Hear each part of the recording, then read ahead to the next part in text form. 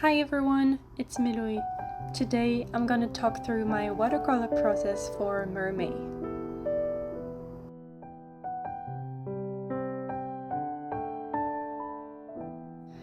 I know I am a few weeks late, but I did work on those mermaid in May, I promise. For those who don't know, Mermaid is a challenge where you're given prompts and you have to make a mermaid in the theme of the prompt. So there is an official list. However, I'm not very good with those kind of challenge, but I still try to make something for this challenge with mermaids. So I decided to do a full spread of mermaids that I found on Pinterest. So here's the first mermaid. I started by mixing the color on my palette and then I started to work on my main colors. For those drawings, my intention was really to get loose and forget about perfection. As you guys can see for the hair, I try to leave like some blanks and not color everything perfectly, and I feel like that what makes me like the result even more. I use kind of the same process for every single mermaid, so I'll go through this one and I can leave you with the rest of the video. But the main technique I use is the wet on wet technique. And I try to focus on one part at a time. That is to say that, for example, for this mermaid, I started with the skin, so I did the main color, and then while it was still wet, I added some blushes, like on her shoulder, on her elbow, on her cheek, and then for the hair, same thing. Like I started with the main color, and then I went with a little more a darker color for the darkest area, and then for the tail. It was, this vibe of like green and yellow, so I started with the green, but then while it was still wet, again I tried to mix some yellow in there, and then I added more of a darker green for the shadows. And then I started to introduce a little more texture. And what I love about those is that I was able to use my metallic watercolor palette, which was really, I loved playing around with this watercolor because I don't have a lot of opportunity to use it, so it was perfect for this challenge. So I use it on her tail, on her top, and the arp as well. I feel like it was a great touch and it went perfectly with this theme, so yeah. After that, I took a really thin brown pen. It's the Pigma Micron PN in brown, and then I did all the outline and details. And then after that, I went back with some more watercolor because I felt like it was missing some, contrast. So I went with darker greens and darker browns for the shadows. And then I finally used a little bit of a white acrylic marker for the extra highlight on top of her tail, for example. And for some of the other mermaid, I also use a very thin jelly roll white gel pen to make some details pop a little bit. And that was the first mermaid done. Like I was really happy with it.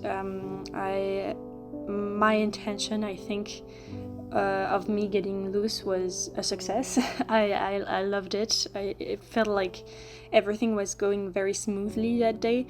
I don't know if I ended up doing like 2 or 3 for this session, but I love the non-perfection of those characters. So then I started working on the second one. Here's the inspo photo. So it was more inspired of koi fish, I think. So way more oranges and whites and black. So yeah, I try to use, for each mermaid, I try to use the metallic watercolor.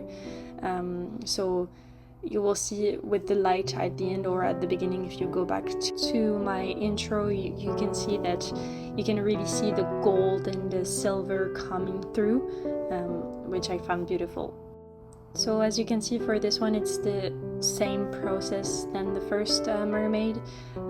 Again, I try to leave some gaps and not being perfect, and then I work with the main colors, but at the end, like right now, as you can see, I added a little more greens, just because of the reference picture. She's underwater, obviously, so you can see like some of the reflection of the water, and I feel like it was more of a green color, so I added that, and I feel like it makes the contrast of this character a little bit better. So here's me just adding little pearls with the pen, and then going back with acrylic marker for the highlights. And here is the gold coming through. It's magical. I love it. And here is the final mermaid of this page. In terms of how long I worked on this spread, I think it took me 2 days with a different session, and I think I spent between maybe 15 to 30 minutes for each mermaid.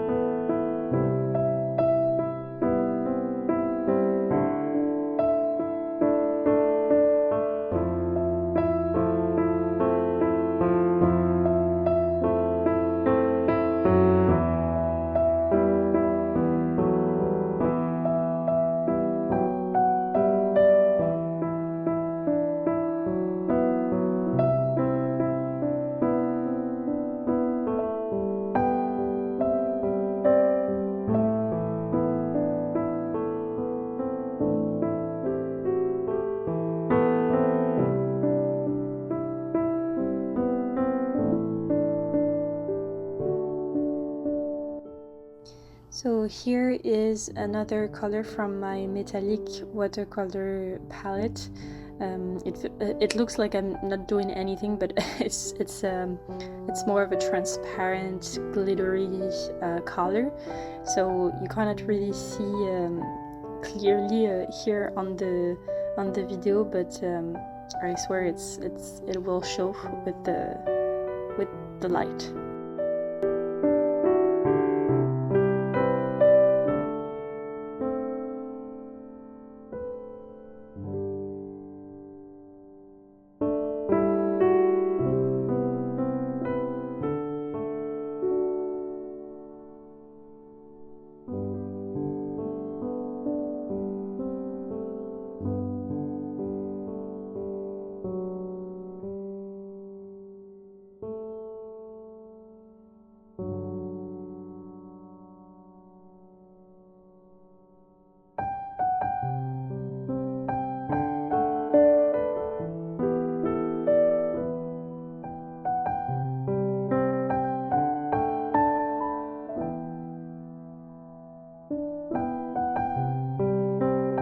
And here's the first day finished in the first day. This is the next day. I started working on the second page, and here's the photo reference for this mermaid.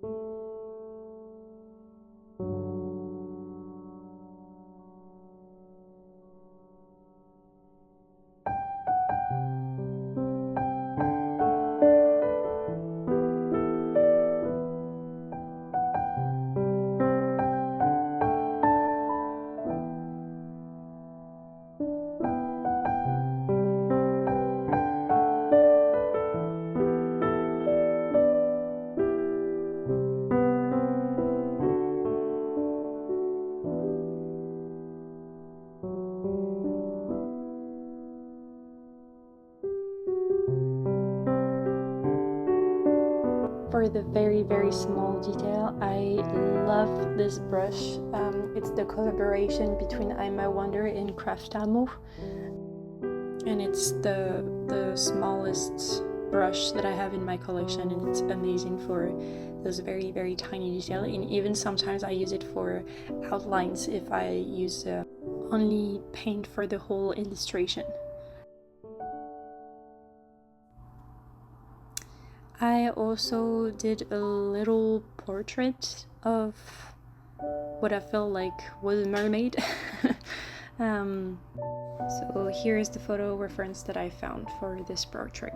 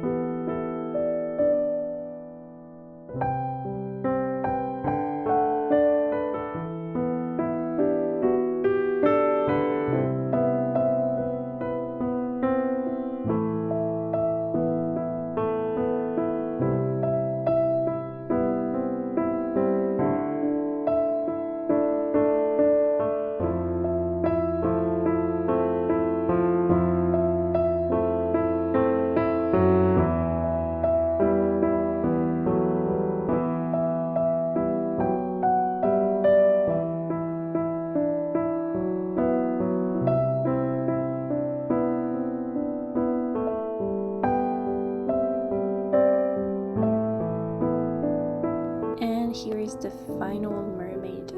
For some reason I struggle with that one because I felt like it was not going as smoothly as the other one. You know how I told you about, the first page was really, like, the process was really smooth. Well, this second page was really different. So yeah, I struggled a little bit. I don't know, maybe because it was another day and I was not in the same mood, or I was maybe more stiff. So yeah, I struggle a little bit, especially in terms of color, because as you can see, the photo reference is already a drawing, so there's already a vibe going on, and I think I tried to replicate that, but I couldn't because of the medium that I was using. So I don't know, it was not going like perfectly, but I ended up really liking the result, because at some point I was like, maybe you should step away from the photo reference and do what you feel like it's gonna work. So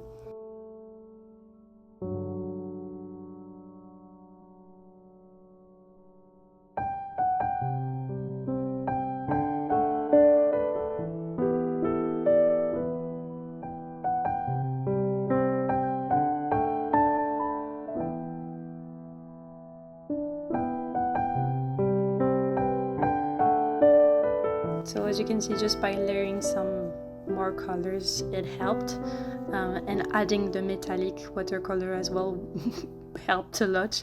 Just add some glitter and it will cover a lot of things.